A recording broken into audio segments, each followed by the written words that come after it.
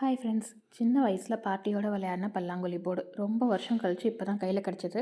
And ரொம்ப டேமேஜ்டான சுச்சுவேஷனில் இருந்தது. ஸோ இதுக்கு ஒரு மேக் ஓவர் கொடுத்துடலாமா?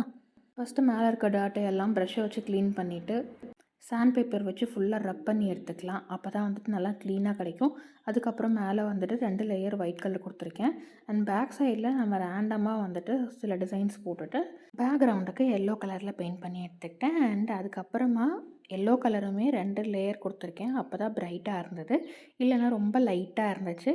இதுக்கு நம்ம வந்துட்டு யூஸ் பண்ணியிருக்கிறது நார்மல் அக்ரலிக் பெயிண்ட்டும் நம்மக்கிட்ட இருந்த போரிங் பெயிண்ட்டும் தான்.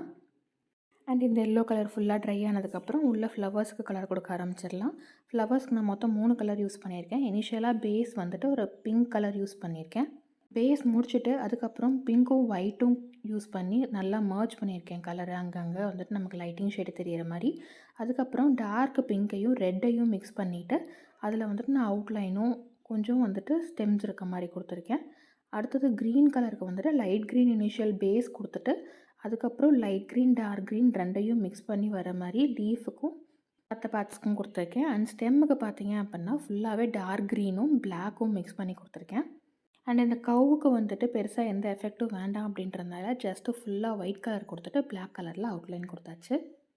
அதே மாதிரி ஃப்ரண்ட்டில் பார்த்தீங்க அப்படின்னா ஃபுல்லாக ஒவ்வொரு குழிக்கும் ஒவ்வொரு கலர் வர மாதிரி ஆல்டர்னேட் கலர்ஸ் கொடுத்துட்டு பிளாக் கலர் யூஸ் பண்ணி நம்ம பேக் சைட் கொடுத்துருக்கிறதுக்கு சிமிலராக வர மாதிரி ஃப்ளாரல் டிசைன்ஸ் கொடுத்துருக்கேன்.